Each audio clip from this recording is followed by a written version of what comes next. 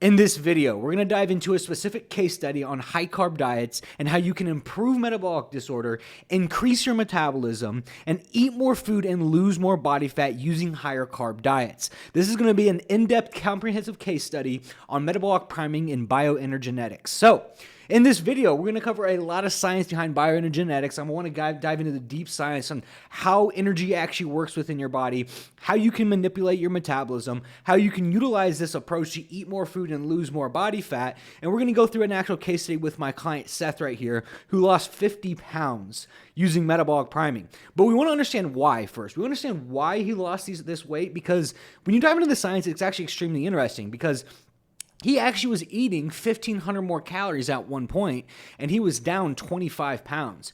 And this is him increasing food over time.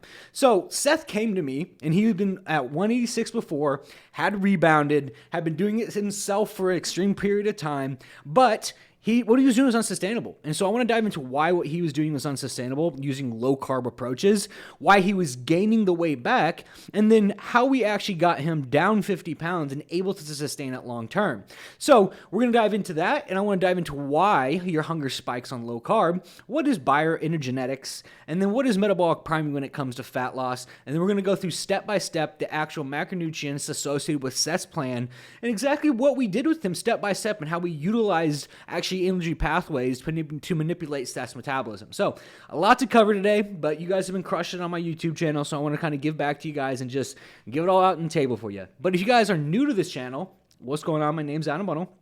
I'm an online metabolic specialist, and I specialize in metabolic pathways, manipulation of cellular metabolism through something called metabolic priming. We've helped almost 400 men in 7 different countries in just the last little over 6 months now.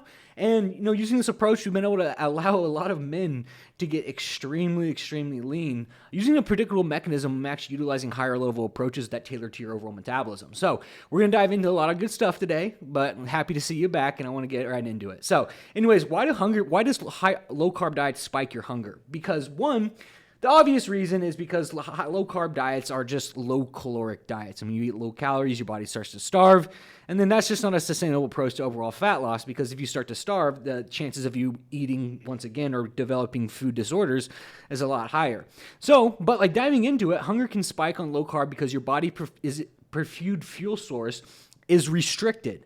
So keep in mind, carbohydrates are your body's main fuel source. And so when you start to restrict carbohydrates, your body starts to crave carbohydrates. It's almost like when you take a deep breath and you go underwater and you hold it as long as you can. You go without carbs as long as you can.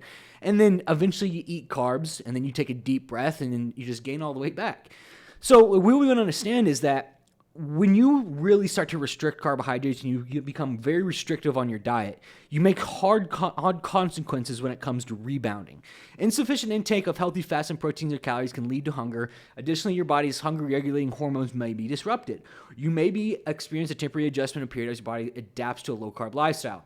Carbohydrates are the preferred fuel source. Blood sugar fluctuations. Low-carb diets can cause blood sugar levels to drop more quickly than usual, which can trigger hunger as your body seeks to restore baseline levels.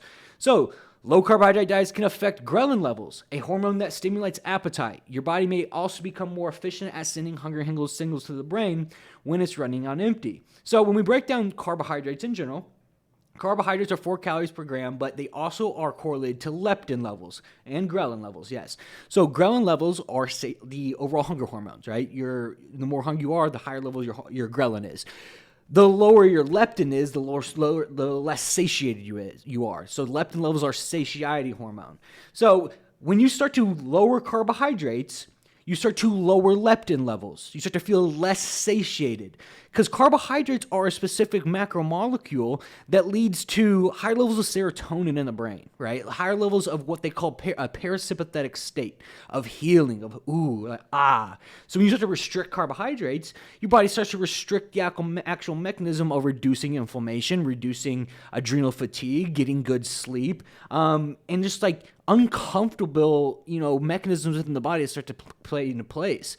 Like I said, there's a very direct correlation between serotonin, the happiness hormone, and, carbohydrates, right? And so the problem in today's society is that people think carbohydrates are bad because carbohydrates are tailored to like your typical quote unquote bad foods, like your pizza, your hot dogs, your donuts, and all the candy. All those are like carbohydrates. And so when people think of quote unquote carbohydrates, they think about bad foods. And when people go on low carb diets and they lose a lot of weight, they just simply cut out like junk related food. But you can still use carbohydrates in your diet for specific mechanisms, like healthy carbohydrates, like white rice, cream of rice, fruit, honey, rice cakes. My clients love rice cakes. But we want to understand is that it does help to have a satiated amount of carbohydrates in your diet.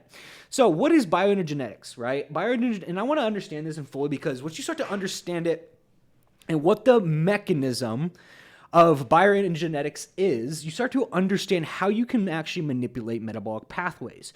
So bioenergetics and nutrition studies on the energy in food is converted into biological energy, ATP, for bodily functions, focusing on nutrient metabolism in the digestive and cellular pathways, particularly within mitochondria. Understanding these processes is crucial, making dietary choices that optimize health, athletic performance, and metabolic function, as a nutrient composition directly influences biogenetic efficiency and can impact weight management, metabolic disorders like obesity and diabetes. So I want to outline something that they actually say right here, and it's the actual nutrient composition directly influences biogenic levels, right? So macronutrients affect bioenergetics, the protein, carbs, and fats breakdown. Calories affect your weight. If you eat less calories, you lose weight. If you eat more calories, you gain weight. But if you eat the correct amount of macronutrients, protein, carbs, and fats, you can influence energy pathways. And then micronutrients affect how you feel. So keep in mind, you can actually influence a lot of metabolic disorders. You can influence diabetes. You can influence blood sugar levels with the correct amount of macronutrients. And that's what we do with our clients. That's the secret to everything. It's that the actual macronutrient breakdown is the key to success. The correct amount of protein, the correct amount of carbs, and the correct amount of fat, so that your body is optimizing metabolic pathways. So energy conversion. The core of bioenergetics is how the energy is stored in food. Chemical bonds is released and captured in the form of ATP, the cell's main energy currency. Energy balance. The intake of energy from food versus the expenditure of energy through bodily activities, growth, and maintenance. So I want us to keep this in mind, maintenance. Because when people think about calorie expenditure, they think about, how many calories can I burn? That's not it, right? Because when you break down the metabolism at a higher level, the amount of calories that you burn in exercise makes up 5%. Just 5%. The actual calories that you burn at maintenance is 60 to 70%, and that's your basal metabolic rate. And so carbohydrates, what they do is they support your BMR, your basal metabolic rate. So when you reduce calories and reduce carbohydrates, you reduce your basal metabolic rate in the state of actual starvation mechanism, thinking of the body that is going into a starvation mode. Your body anticipates it getting less food. So what is it going to do? It's going to biologically lower the levels of actual calories that you burn to maintain your body. And so 67% of that is just what you do at maintenance. And we're going to go back into this model here in a second. But we understand metabolic health, right? An unbalanced diet can lead to inefficient biogenic processes that contribute to conditions like obesity and diabetes by altering energy metabolism. This is extremely important to note, because people think that carbohydrates are the devil when it comes to insulin sensitivity, when it comes to diabetes, blood sugar regulation. What is the devil is calories, and metabolic gridlock is what they call it, because it's not carbohydrates, it's not fats, it's not protein. It's the mixture of the American diet of high carbohydrates and high fats. Because when you put the body in a state of high carbohydrates and high fats, you lead to something called metabolic gridlock, where the body doesn't know what necessary components to actually optimize energy-wise. It's thinking, should I burn fats? Should I burn carbohydrates? And then that's when you lead to insulin sensitivity. That's when you lead to diabetes. That's when you lead to blood sugar levels. It's not the carbohydrates. It's the fact that your body's being put in a metabolic gridlock with inefficient bioenergetic processes, okay? And I want you to remember that, because that's why. It comes down to the macronutrients. But macronutrient roles, once again, vitamins and minerals act as coenzymes and cofactors essential for the enzymatic reaction and energy production pathways like the Krebs cycle. So when you break down the Krebs cycle, that is like the direct correlation between ATP, between bioenergetics, how your body burns calories. So we want to understand that like it comes down to the macronutrients, right? But when you optimize the body for carbohydrates, a lot of great things can happen. Because carbohydrates do influence, yes, your basal metabolic rate, which makes 60-70% of your metabolism. But when you break down the actual macromolecules of thermic effective food, that breaks down 10 to 15% of your metabolism, you can have a higher thermic effective food by optimizing the body for carbohydrates, right? Because fat, although it has a 3% thermic effect, carbohydrates has a 3 times the thermic effect of fat. So if we utilize a low carbohydrate diet and a low fat diet, low fat, high carbohydrate diet, we can have a higher thermic effect. Guys, the whole process of what's going on in today's social media age with the quote unquote sugar diet is exactly what I've been teaching for the last 2 years and exactly what we utilize within our clients. Although this sugar diet lacks a lot of essential macromolecules and nutrients availability like protein, and it's not very sustainable and it's not very healthy when it does come down to muscle tissue regulation, there is a concept of it that makes sense.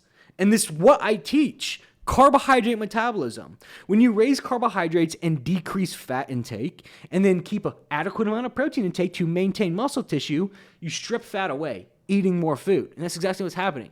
And so protein intake significantly affects metabolism. So like the higher amount of protein that you have, the higher muscle tissue, that's not a secret.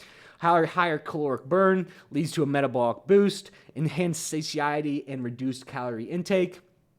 Increasing of fullness, right? So you guys know, your GLP-1s like Ozempic, semaglutide, and just the other like over-the-counter drugs for satiety purposes. You know what is an all-natural GLP-1? Protein intake. Protein intake stimulates the release of hormones like GLP-1, which makes you feel full. Like there's an all-natural GLP-1 out there called protein intake, but people don't understand how much protein to actually eat with the reduce of hunger hormone. So now that we know this, is that we want to have a higher carb diet that makes you feel fuller, makes you feel satiated, but we also want to have a higher protein diet that also leads to a higher lot of muscle tissue that influence actual metabolic pathways within your muscle tissue. And having a higher amount of muscle tissue means a higher basal metabolic rate, takes more calories to sustain muscle tissue. But it's also the fact that having a higher carbohydrate diet leads to more satiety, and higher protein intake leads to more satiety, and all those good things that start to happen. And so also carbohydrates can inflect NEAT. So, we talked about, serotonin levels, and we talked about the reduction of adrenal fatigue, reduction of inflammation with carbohydrates, and just energy levels in general. When you start to optimize the body for energy pathways, and you start to get more energy, guess what happens as a subsequent? You start to burn more energy, right? Because when you have more energy, and this is where this actual study comes from, is that like you start to move more just because you have more energy. Like you start to move around more just because you have more energy, and you start to burn more calories psychologically. And that's like where NEAT does come from, okay? But anyways, how do we put all this into a context that actually makes sense to actually burn body fat? This is what we use with our clients. It's called metabolic priming, the manipulation of cellular metabolism, turning the body into food storage mode to stimulate the BMR to burn energy better at a higher rate. Reduction of oxidative stress and inflammation by repairing hormones through higher level nutrition strategies. Higher carb diets, lower inflammation, optimizing for carbohydrate metabolism, focus on raising BMR, manipulation of cellular metabolism through pH, O2 levels, and nutrient availability to stimulate the metabolism. So metabolic priming for fat loss is the process of conditioning your metabolism to efficiently burn fat before entering a calorie deficit. Often by prioritizing resistance training and managing overall calorie intake and activity levels, the goal is to build a stronger, healthy metabolism and maintain muscle mass to support long-term success rather than just rapid weight loss. The key components establish a caloric baseline, focusing on high-protein whole foods, incorporating regular resistance training, and optimizing non-aerobic activity thermogenesis. So these are all the contexts that it comes to metabolic priming. It leads to long-term success, sustainable approach, and even down to like sustainable eating patterns because you're not starving yourself, ensure diets of variety, regular strength training. So what we're trying to do is with metabolic priming is build the base. And we can call like this right here the base. So who has in this picture a higher basal metabolic rate and who burns more calories at rest? This guy. Why? Because he has more muscle tissue. And so when we optimize the body for nutrient pathways and bioenergetics, when we optimize the body for like building muscle tissue and building a good baseline, we can have more muscle tissue, eat more food, and have more success long-term when it comes to fat loss. And you just look leaner, right? Because 15% body fat at 150 versus 180 is a completely different look. And that's what a lot of things that we focus on when guys come to our program is we have to like really break the limiting beliefs around weight. It's like, and I tell them, it's like, hey guys, like if you were the same way you are right now and I snap my fingers and you'd be six-pack shredded, like would you give a damn? No, absolutely not. So a lot of people don't care about their weight. They care about how they look, and how you look is not correlated to your weight. So keep that in mind, because if you're going for weight loss, you're going for muscle tissue loss. And if you're losing muscle tissue, you're becoming less metabolic. And if you become less metabolic, you have a better chance of gaining the weight back. Keep that in mind. So how do we do this in a context that makes sense for Seth here? So what I want us to understand, first of all, is like what metabolic adaptation really is. So there's a direct correlation between caloric intake and the actual TDE predicted, right? Or TDE actual, which is like how many calories your body's actually burning. So as you start to lower calories, your body starts to burn less calories. It's a starvation mechanism made up of the body of years and millenniums of, with the body going into starvation mode, thinking it's anticipating starving, so it's going to savor calories. The problem in today's society is purposeful caloric restriction. Purposeful caloric restriction and people being stuck right here and then burning this amount of calories. So we have to fix what's most important first. We have to fix what's broken. So with metabolic priming, we reverse engineer metabolic adaptation.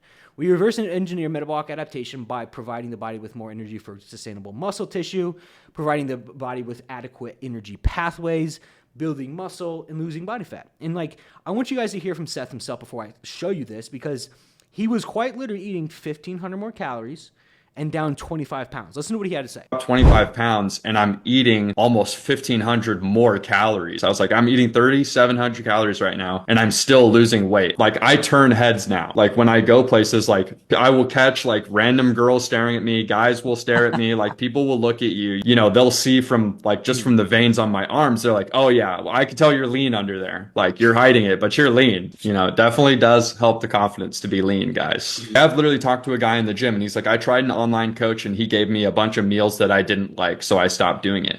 And it's not like that when you're with Adam. All the modules and stuff has taught me so much in terms of like supplements, digestion, what foods to eat, how to go about it. So obviously you hear from him yourself, 25 pounds down, eating 3,700 calories a day. So how do I make this possible? How does this even make any sense? Because a lot of people online don't believe me, and I have to show them the actual client testimonials. There's over 45 on our page, on this same YouTube page right here, that we do this with each and every single one of our clients. We are one of the most successful upcoming online fitness coaching companies that utilizes a high-level approach of actual structuring metabolism. And we are one of the most successful upcoming companies doing this. And, the results speak themselves. But here's how it works. So the goal with Seth right here is obviously his BMR is shot. I want you to take a look at what he looks like right here. Like, his body weight, he's just like soft. He doesn't have much muscle tissue. You can tell over time of the repetitive cycle of him losing the weight, gaining it back, losing the weight, gaining it back, losing the weight, gaining it back. And this is where you start to get this like body composition that almost looks like soft, right? And it's the constant weight regain over time. You can tell the guys who've constantly went through this never-ending cycle. These guys typically have a lower BMR. And so guys will ask me, it's like, how do you know where my metabolism is based upon without doing blood work? Which is a great question, to be honest. And the answer to the question is that your metabolism is going to lie wherever your calories currently are. So let's take for context, your calories are at 2,000. And this can be an average over the weekly span. If your calories are at 2,000 over a weekly span, that is what your maintenance is. It's not what the MyFitnessPal says, and it's not what the online calculator says. It's where your body's currently maintaining its current weight. And so we take the calories associated through a week period and calculate those as an average to find your average caloric intake. And that is where your basal metabolic rate lies. We take those calories and then we start to push the carbohydrates up. So when Seth came to us, he was eating 2,200 calories, I believe. 2,200 calories. BMR is pretty shot. He was doing, I think, 20 minutes of cardio. He was like on and off for the week, no really structured regimen. So his average caloric intake was right around 220, right? 2,200. So what we did is we gave him a correct protein goal, a lower fat goal. 60 grams is usually typically where I put someone like Seth. And then started to raise the carbohydrates. And what we were trying to do is we cut the cardio and we are trying to structure it to where we are raising calories and raising carbohydrates as we are raising BMR. And this is what it looks like, right? We're trying to do this. We're trying to raise calories as we raise BMR. What we're doing is we're doing something called raising the energy flux. And so although we do no cardio, we'll put like 10K steps in for thermic effect, the non-energy activity thermogenesis, but we are raising the amount of calories flowing through a system at once. What that does is it helps build muscle tissue, helps increase metabolic rate, and it helps lose fat and build muscle tissue. So look what this looks like when you actually put this on a side-by-side, and you kind of go through this right here. You can start to see very vividly, all we did, 25 more, 25 more, 25 more, 25 more, 25 more, 25 more. We got them up to 3,200, 3,300, 3,400, 36, 3,700 calories, right? We got him up 3,700 calories, and he was down 27 pounds. So let's put these two photos together to really see the impact of what we did from a bioenergetic standpoint. This is almost 1,500 more calories per day, right? 1,500 more calories per day. No cardio, steps, just correct macronutrients, and optimizing energy pathways. And this is what it looks like beautifully when you optimize the body for bioenergetics. And then what do we do from there? So now that we built the structure, we got him back up to where his body should be, up here at 2,400. Now we can go back and do a fat loss phase. And we can utilize the calories in your BMR that we have now built.